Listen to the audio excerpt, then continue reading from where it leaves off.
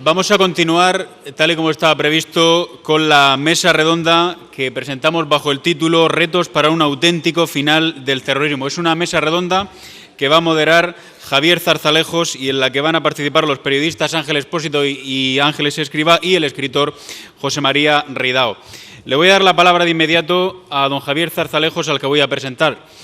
Es licenciado en Derecho por la Universidad de Deusto Bilbao, donde cursó también los estudios de doctorado. Como abogado ingresó en el Cuerpo Superior de Administraciones Civiles del Estado. En 1992 fue nombrado consejero de Información de la Embajada de España en Londres y en mayo de 1996, con el nuevo gobierno del Partido Popular, presidido por José María Aznar, Javier Zarzalejos fue nombrado secretario general de la Presidencia del Gobierno. Es un cargo que desempeñó durante los 2 mandatos del presidente Aznar hasta el año 2004. Desde entonces dirige el área de Constitución e Instituciones en la Fundación FAES y es también director de la revista de la Fundación Cuadernos de Pensamiento Político, que es una revista que se ha consolidado como publicación de referencia en el análisis político. Ha publicado diversos trabajos sobre terrorismo, organización territorial del Estado y nacionalismo. Y es colaborador habitual del diario El Correo de Bilbao, perteneciente al Grupo Vocento, donde publica regularmente artículos de opinión y sobre análisis político. Javier Zarzalejos está casado, tiene 3 hijos y tiene la palabra. Muchas gracias, Alfonso, por tu presentación.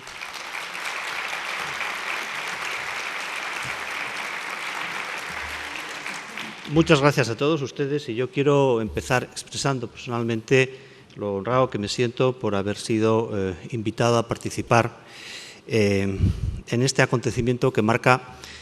30 años, que marca una trayectoria de una organización tan necesaria como ha sido la Asociación de Víctimas del Terrorismo, una trayectoria ejemplar que le hace sin duda acreedora del reconocimiento de toda la sociedad española, porque creo que la historia de nuestra democracia habría sido muy distinta y, desde luego, peor si no se hubiera consolidado esta andadura de una organización que se inició gracias al impulso de unas mujeres admirables que allí en el País Vasco tuvieron que hacer frente a la indiferencia, a la soledad y al temor para reivindicar los derechos de las víctimas. Yo creo que hoy, más que nunca, hay que reiterar la necesidad de la Asociación de Víctimas del Terrorismo y precisamente por ello nos han convocado para hablar del auténtico final del terrorismo, que es el objeto de esta mesa redonda. Y al hablar del auténtico final del terrorismo hay que subrayar el adjetivo,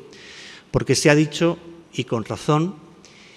que conseguir que ETA dejara de matar, en el fondo, era algo bastante fácil. Bastaba con ceder a sus pretensiones. Pero como esa no ha sido la decisión de la sociedad española, como ese no ha sido el significado de tantas víctimas, como ese no ha sido esa la disposición de tantos ciudadanos que, haciendo gala de un espíritu cívico verdaderamente admirable, plantaron cara a los terroristas, ese no es el final aceptable. Tan importante como que ETA acabe es el cómo acaba y el por qué acaba. ¿En qué medida ese final responde a las exigencias de justicia, responde al significado del sacrificio de las víctimas, responde a la lealtad que debemos a valores cívicos compartidos, responde a un elemental sentido de decencia en nuestra sociedad y responde al deseo de poder abrir una convivencia en el futuro sin sombras? Yo creo que vivimos hoy, cuando tantos ayuntamientos en el País Vasco y Navarra están pasando al control de Bildu, cuando más de 1000 concejales marcan el retorno a las instituciones de un proyecto político incompatible con un régimen democrático de libertades, hoy, más que nunca, tenemos que volver a aclarar los conceptos, volver a aclarar las ideas. No se puede decir, por ejemplo, como se ha escuchado, ahora que Bildu es legal, ustedes tienen que condenar la violencia o pedir la disolución de ETA. Hombre, uno supone que eso hay que hacerlo antes, no después de ser legalizado. No podemos volver a reincidir en esos errores conceptuales a los que se refería antes Aurelio Arteta, diciendo que todos los proyectos políticos son legítimos siempre que se expresen pacíficamente. Cuando hace poco más de un año el Tribunal Europeo de Derechos Humanos, en la misma sentencia en la que calificaba la ilegalización de Batasuna como una necesidad social imperiosa, se refería como causa legitimadora de la ilegalización a la persecución por parte de ETA, no ya de una actividad terrorista de violencia directa contra las personas, sino la búsqueda de un proyecto político incompatible con un régimen de libertades. No podemos volver a dar al perdón un alcance que no tiene, entre otras cosas porque es un perdón ni siquiera pedido en la mayoría de los casos. Es decir, tenemos que volver a aclarar, a restablecer un marco conceptual y político que nos permita, de nuevo, afrontar eso que en esta mesa vamos a debatir, que es el auténtico final del terrorismo. Y para ello, pues tengo el honor de moderar, aunque sé que no va a ser necesario, a tres extraordinarias personalidades del mundo del análisis político y de la comunicación. Tengo a mi derecha a Ángeles Escribá, que es periodista,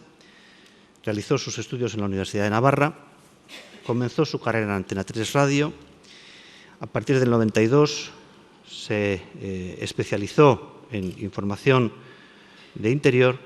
en el 94 se incorporó a la cadena SER y en la actualidad es redactora jefe del diario El Mundo. En 1998 publicó el libro ETA, el camino de vuelta, en los días previos a la tregua de aquellos momentos. Este libro fue reeditado en el año 2006. Tengo a mi izquierda a José María Ridao, que es licenciado en Filología Árabe y en Derecho, diplomático de carrera, en la que ingresó en el año 87 y con una experiencia diplomática que le llevó a destinos en Angola, la antigua Unión Soviética, Guinea Ecuatorial y a Francia. En el año 2004 fue nombrado embajador de España ante la UNESCO, cargo que desempeñó hasta el 2006. Desde entonces es miembro del Consejo Editorial del País, además de colaborador habitual en la prensa escrita y un escritor prolífico, entre cuyas obras destacan Mar Muerto, Por la gracia de Dios, Elogio de la imperfección, Dos visiones de España y La paz sin excusa, un libro ya del 2004, en el que, sin embargo, ya entonces reflexiona sobre los procesos de construcción del enemigo que desencadenan y justifican la violencia. Y completa este cuadro de honor en la mesa redonda Ángel Expósito, licenciado en Ciencias de la Información por la Universidad Complutense de Madrid, una de las caras más visibles y más relevantes del periodismo español actual, un hombre en cuya buena parte de su carrera profesional está asociada a la agencia Europa Press, donde además de ser subdirector, posteriormente director, fue, entre otras cosas, el encargado de poner en marcha los servicios de Europa Press Televisión, una experiencia pionera en España como agencia de noticias en este formato. Una carrera que continuó brillantemente como director de ABC y que hoy le mantiene primero implicado en las nuevas tecnologías como videobloguero, columnista del diario que dirigió, el ABC, y director del programa informativo de Canal 10 Televisión. De modo que yo ya me callo, que es lo que un moderador tiene que hacer, como los buenos árbitros no se tiene que notar, aunque ya se me nota lo suficiente en esta primera intervención, y quisiera dar paso a Ángeles Escrivá. Ángeles. Gracias. Buenos días a todos. Lo voy a decir porque lo escribí el otro día y me parecería un poco hipócrita modificar mi punto de vista únicamente porque sea desagradable decirlo. Respecto al título de la mesa redonda, no, yo no creo que vaya a haber un auténtico final del terrorismo, tal y como la mayor parte de las víctimas esperaba verlo y tal como yo mismo aspiraba a verlo. Y esto es especialmente grave porque se pudo poner en marcha una política antiterrorista a partir del 96, 98, ustedes lo saben, que arrinconó a la izquierda abertzale y que ha asumido a la banda terrorista en la crisis más brutal de su existencia. Se acabó con el empate infinito, se demostró que el péndulo de la acción-reacción era ficticio y que el Estado podía ganar esa batalla. Los mayores expertos sostienen que el brazo político de ETA estaba tan agobiado que ha tenido que distanciarse, se ha visto obligado a distanciarse cuidadosa y desesperadamente de la banda para no comprometer su propia supervivencia y que le quedaba un cuarto de hora, eso sí, un cuarto de hora largo, para pedir la disolución de ETA. Pero se ha demostrado que a los partidos políticos les ha podido más su conveniencia electoral y, por lo tanto, coyuntural que tener en cuenta los intereses del Estado, de modo que el hecho es que tenemos en las instituciones y arrasando a una coalición que no condena el terrorismo, que se niega a pedirle a una banda terrorista que se disuelva y que todavía peor, al mismo tiempo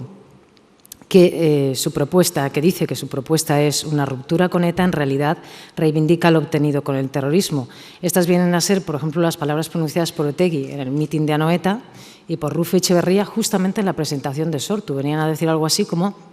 gracias a la estrategia seguida hasta ahora, es decir, gracias a la estrategia de lo que ellos llaman lucha armada, en la que han muerto casi 900 personas, ya quienes la han practicado, lo que ellos dicen presos, patriotas en activo y jóvenes comprometidos, hemos llegado hasta aquí y podemos seguir adelante. Esas son sus palabras y son el mejor modo de no pedir disculpas, de demostrar que no solo no se arrepiente de todo el horror del que Batasuna es corresponsable, sino que se ufanan de haberlo utilizado para llegar a donde están.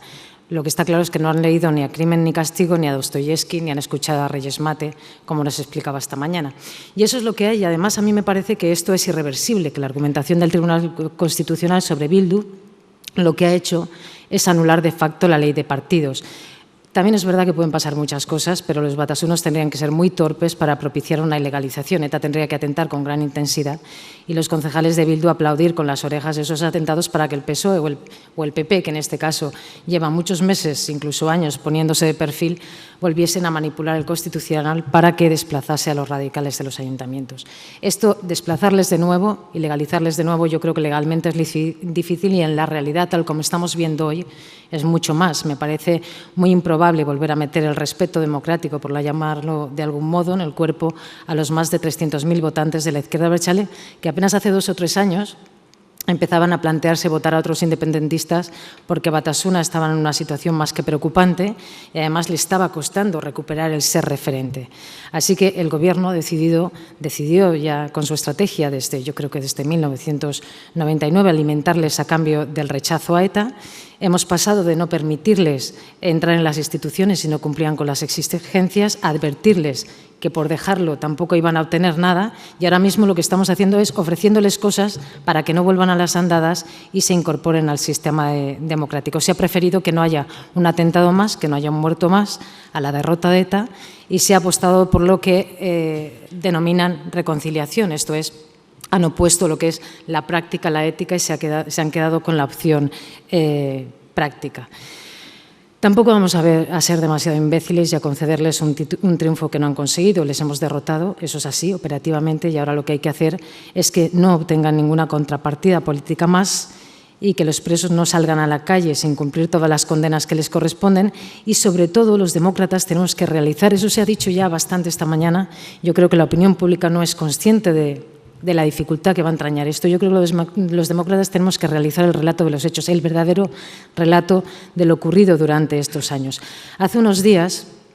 estaba hablando con algunos socialistas guipuzcoanos, uno de ellos tenía las mismas inquietudes manifestadas en privado por el ya exalcalde Odón Elorza, Y Odón Elorza lo que había dicho es que no sean ellos, los proetarras, quienes hagan el relato de la historia de Euskadi. La verdad es que resulta irónico que Elorza, que les ha alentado, que aspiraba incluso, yo le entrevisté hace no muchos años, y aspiraba a un tripartito con la izquierda Abertzale y Eusko Alkartasuna, esté tan espantado. El caso es que lo está, y lo está porque cree que van a ser ellos quienes impongan su versión de la historia. Otro de los socialistas con los que estuve hablando estaba tristísimo por los resultados. Reconocía que se habían pasado de frenada, que calcularon que legalizándolos, además de debilitar a ETA con la parte política, electoralmente les iba a venir muy bien, pero reconocen ahora mismo que se pasaron de frenada legalizándolos porque sacaron unos resultados con los que no contaban. No contaba el Partido Socialista, no contaba el Partido Nacionalista Vasco y ni siquiera los propios de Bildu contaban con haber arrasado tanto. En un momento determinado, este socialista guipuzcoano, importante dentro del Partido Socialista de Euskadi, dijo: lo peor es que nosotros íbamos a quedarnos con la gloria de la pacificación y ahora son ellos los que pueden quedar como los que llevaron la paz a Euskadi, como Gerry Adams. Esta es la preocupación que tenían en estos momentos. Hay otra cuestión de futuro que yo creo que hay que poner encima de la mesa. No parece que el Partido Socialista de Euskadi pueda ganar las próximas elecciones a la Lehendakaritza, y que al menos que las gane Bildu directamente. El mejor situado es el PNV. Los nacionalistas lo saben, están convencidos de que va a ser así. Piensan que el efecto Bildu se pasará cuando empiecen a pelearse los de la coalición y cuando se vean inmersos en la realidad de la gestión. Ahora bien, si no ganan con mayoría absoluta, cabe la pregunta de con quién pactarán, si va a ser con el PSOE, o con Sortu, o con Bildu, o con lo que haya en esos momentos. Y aunque tengan mayoría absoluta, cabe preguntarse también qué alma de las dos, de las suyas, vencerá la que considera que hay que hacer cesiones a los abertzales para garantizar que no se vuelven atrás, u otra que yo desconozco que exista. Yo les he preguntado esto, si iban a ir con el PSOE o iban a ir con Bildu en las próximas elecciones al Parlamento Vasco, y los dirigentes del PNV lo que dicen es que, bueno, vamos a ver cómo evolucionan en los 2 próximos años la izquierda abertzale, y que ellos no renuncian a establecer sus principios, que recordamos que son el plan Ibarretxe y la modificación de ese plan Ibarretxe, que es el plan, digamos, planteado por Urkullu hace año y medio, pero que en todo caso está los principios de la autodeterminación en él. Lo digo para que tengamos un mapa bastante exacto sobre qué es lo que, a qué nos enfrentamos, porque ya sabemos que ETA, que la izquierda abertzale, sus máximos postulados no son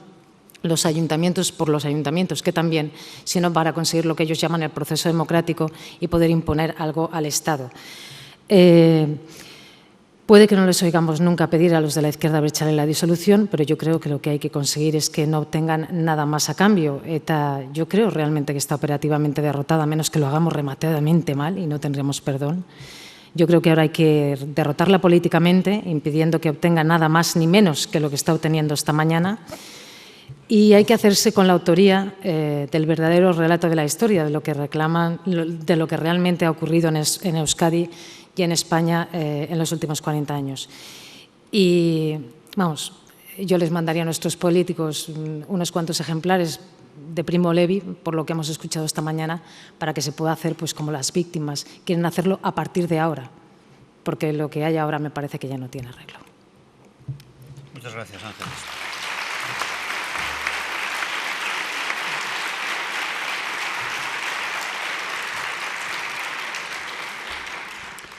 José María. Muchas gracias, Javier. Yo quería también empezar agradeciendo a la Asociación de Víctimas del Terrorismo el haberme invitado a compartir unas reflexiones con todos ustedes sobre un asunto grave, sobre un asunto sobre el que es difícil pronunciarse,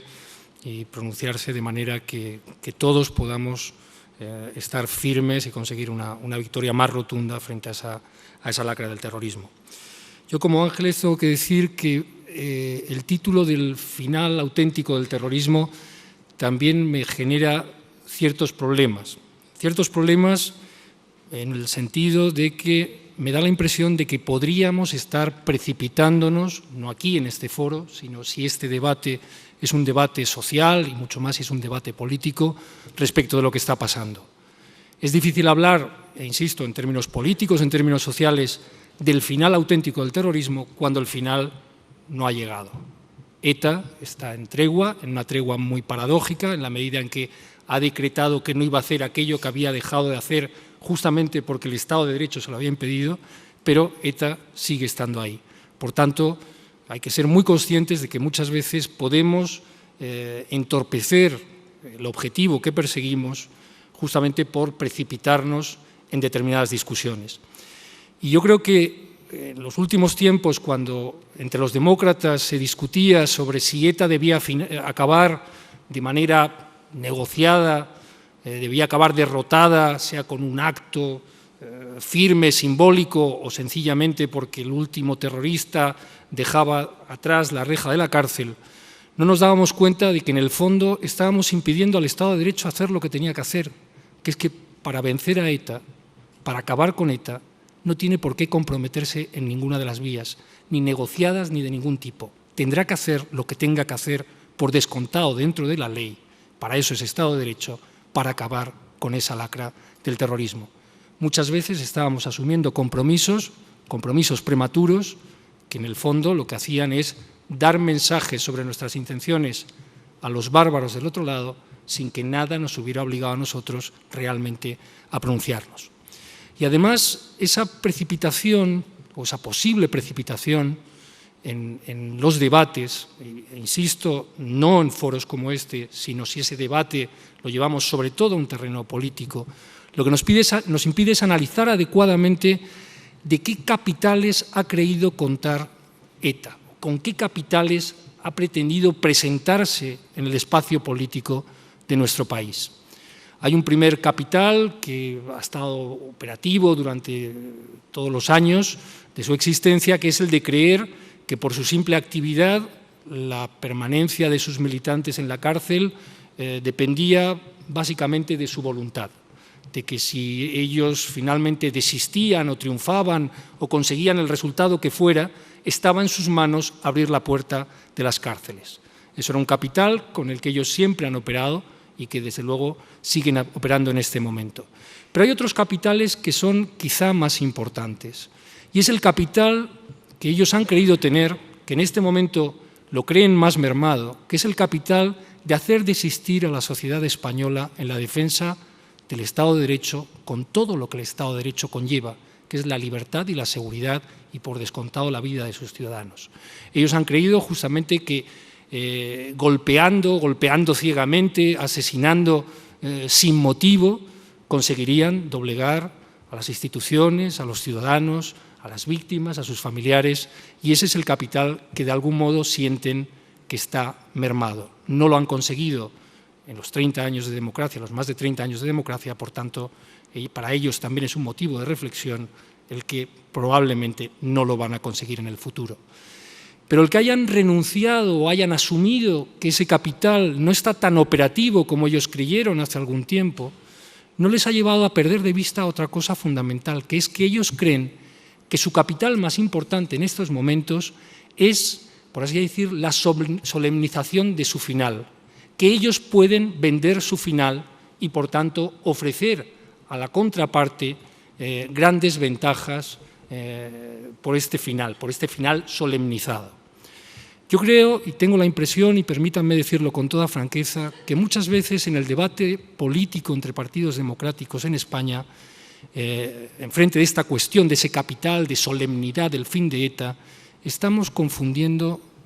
la realidad, estamos confundiendo los adversarios, estamos confundiendo en definitiva también los enemigos. ETA no le va a vender al gobierno socialista ni a ningún gobierno en el futuro la solemnización de su final. Lo que estamos viendo en estos momentos, con este avance de Bildu y de otras marcas del pasado en las instituciones, es que previsiblemente a lo que nos enfrentaremos en un tiempo no muy lejano es que la venta de esa solemnización se haga justamente a quienes hasta ahora eran su brazo político. Si algo querrá ETA es justamente que Bildu capitalice el alivio que muchas personas sentirán en el País Vasco y en otras partes de España, capitalice políticamente eso para obtener mayores beneficios. A eso es a lo que nos enfrentamos y a eso es a lo que se enfrentan los partidos políticos democráticos. Serán conscientes o no sus líderes en este momento, pero la fuerza de los hechos y el análisis de la lógica de los terroristas, esa lógica criminal, nos lleva a prepararnos, o nos debería llevar a prepararnos, de que ellos van a intentar vender ese capital a quienes eran su brazo político. Querrán confundir a los ciudadanos del País Vasco diciendo ha sido Bildu quien ha conseguido el final de ETA. Tengan por seguro que esa ventaja no se la van a dar no ya al gobierno socialista actual, sino a ningún otro gobierno del Estado en España, del Estado de Derecho en España. Y con esto, y para no extenderme en exceso, quisiera hacer una reflexión también sobre algo que ha surgido en este congreso y que ha surgido también en otros ámbitos y que muchas voces se han referido a ello, que es la cuestión del relato. Yo estoy completamente de acuerdo en que es muy importante que el Estado de Derecho tenga un relato en el que las categorías morales, en que los conceptos estén claros acerca de lo que ha pasado estos años. Pero muchas veces tengo la impresión, y permítanme que se lo diga con toda franqueza, que actuamos como si nuestro relato no tuviera fuerza, como que tuviéramos miedo al relato de los terroristas. Y hay que decir que no tenemos ningún miedo, y que el relato se gana contra el relato, y que no necesitamos, ayudas excepcionales para decir que no hay ninguna razón para matar como han matado.